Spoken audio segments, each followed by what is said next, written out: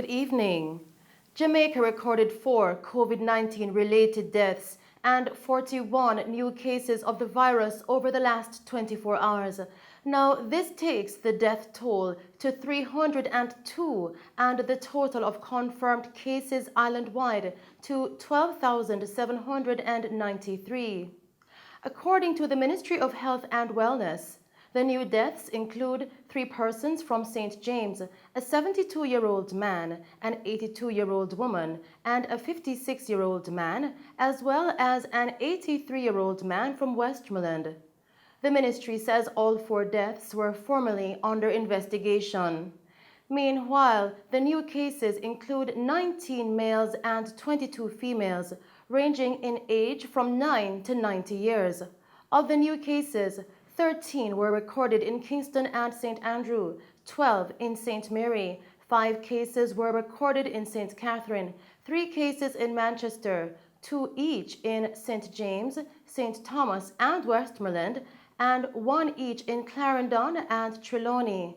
The transmission of all the new cases are under investigation. The country also recorded 112 recoveries, taking the total of recovered persons now to 10,319.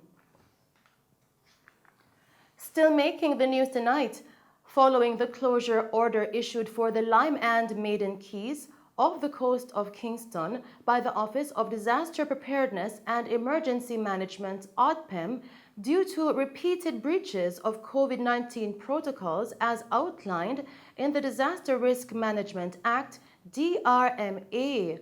The Marine Police yesterday patrolled the area, ensuring that the closure order is being carried out and persons are in adherence. ODPEM says the closure will remain in effect until January 15, 2021. Mayor of Kingston, Councillor Delroy Williams, in expressing appreciation for the work of the Marine Police, pointed out that in light of the fact that there are no permits being issued at this time for any parties, there should be no events held at the Lime and Maiden Keys. Yeah, so we're saying that if the Kingston and St. Andrew Municipal Corporation is not issuing any amusement license and the JCF is not issuing any permit under the Noise Abatement Act, then there should be no event, even at Maiden Key or Lime Key. So the jurisdiction of the law that we, both the JCF and the KSAMC, the laws that we operate under stretch also as far as Lime Key and Maiden Key. In other words, there should be no event at Maiden Key or Lime Key. And we are appreciative of the work that the Marine Police have been doing, and that we ask, and that we're grateful. And I know they will continue to police the waters and police the keys in the interest of the general public. We are quite aware that persons want to go out and to be able to express themselves. This is the festive season. Persons are used to having partying and having a good time during the festive season. But we're saying that this is an unusual time for us as a country, as a municipality, and it requires far more adherence to the orders. It requires that we be responsible and mature in our approach, and all of that in the interest of the public, the general good. Mayor Williams also emphasized the importance of persons adhering to the disaster preparedness and emergency management protocols. So we are saying, let us protect our neighbors, protect the residents of the municipality, and as is the case, protecting them means that there are some restrictions that we have to adhere to at this time. And I know the government is working as best as it can because it understands the difficulty. And we are working feverishly to try and see how best we can return the municipality to as normal as we can get.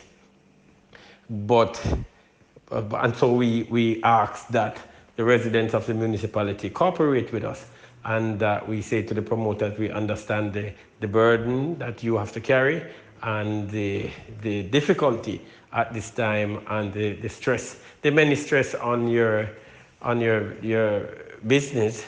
But we are saying that this is a special time. There are difficulties faced by all of us, but we have to take the right steps in protecting the general public. The mayor further pointed out that no events should be held across the Kingston and St. Andrew municipality, and is appealing to promoters to work with the municipality and the police towards returning to normalcy. The Kingston and St. Andrew Municipal Corporation is not issuing any amusement license at this time. As far as we are aware, the JCF is not issuing any permit under the Noise Abatement Act, which means that there ought not to be any event taking place anywhere across the municipality. This is in keeping with the disaster risk management orders. We are appealing to promoters and saying to promoters that we understand the situation, we understand the burden you face as promoters, and we understand the threat to your livelihood. We are saying, let us work together as one team.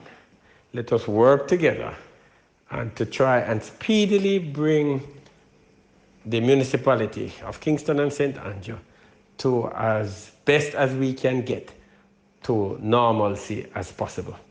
And we're talking about a new normal in light of the COVID pandemic. Let us work together.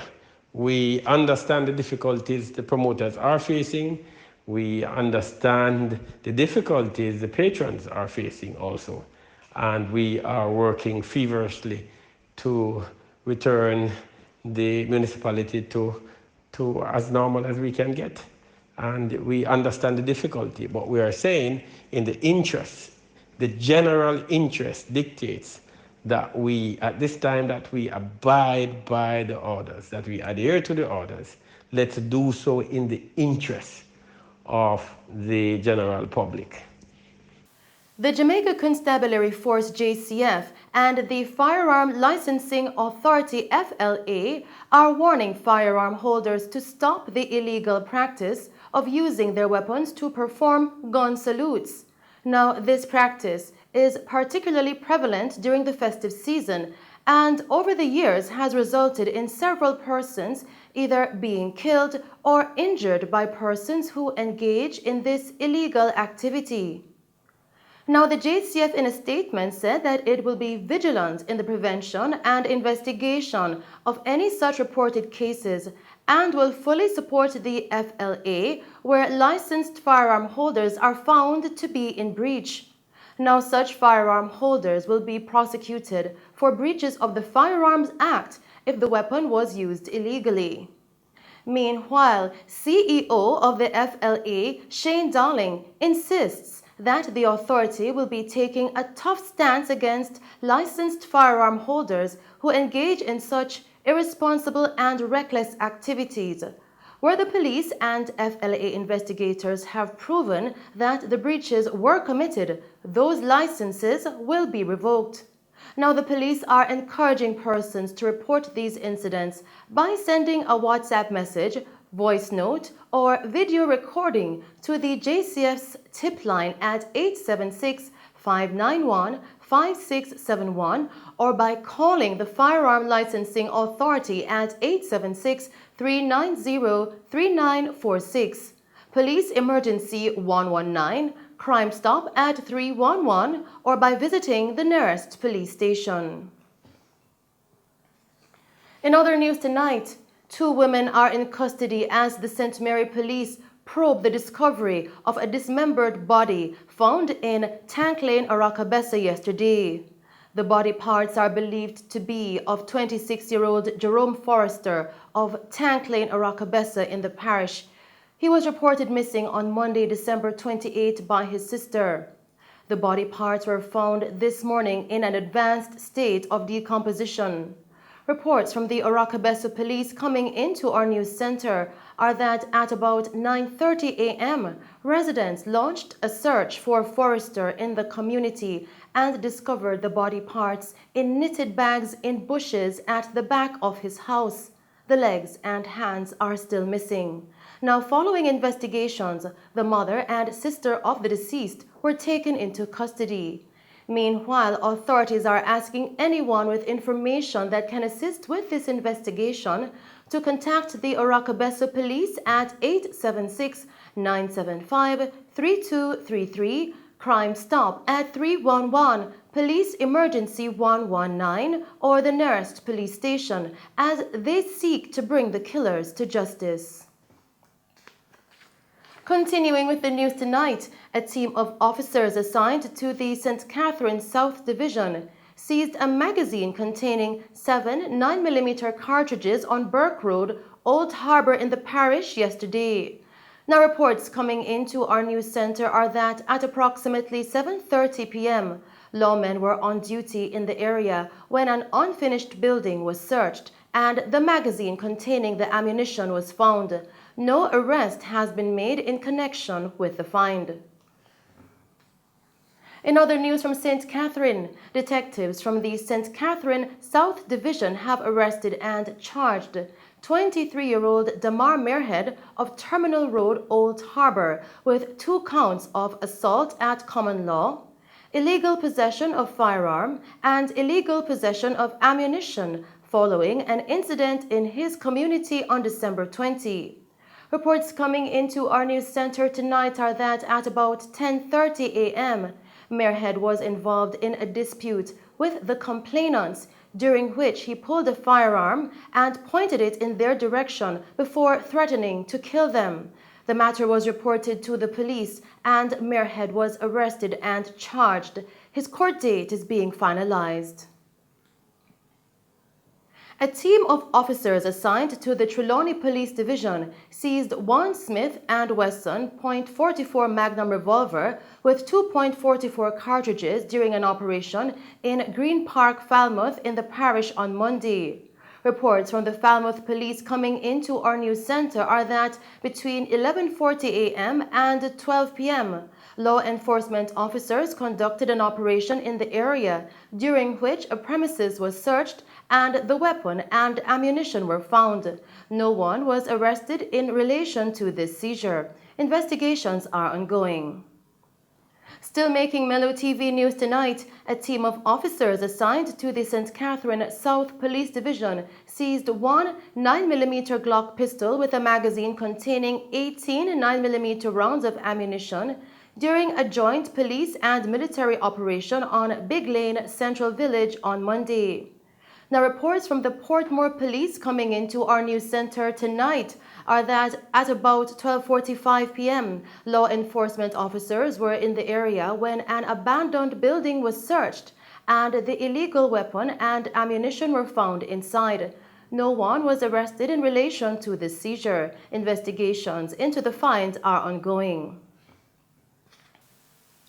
Minister without portfolio in the Ministry of National Security, Matthew Samuda, has indicated that claims that some prisoners at the St. Catherine Adult Correctional Center are on hunger strike over mistreatment are untrue. Now, Mr. Samuda's comments came following statements issued yesterday by non-profit organization Stand Up for Jamaica, where concerns were expressed about the situation at the prison.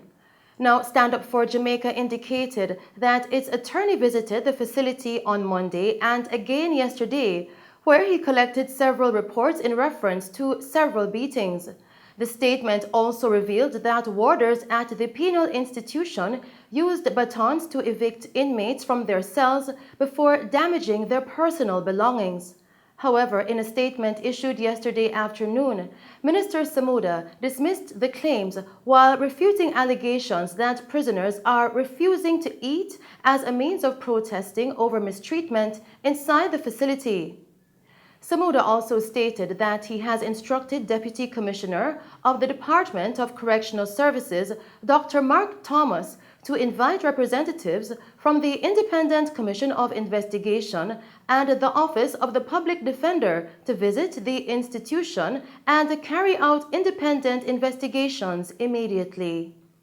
And those are the stories making news. I am Shelley-Ann Hill. We will now take a break and then join Christopher Scott with sports.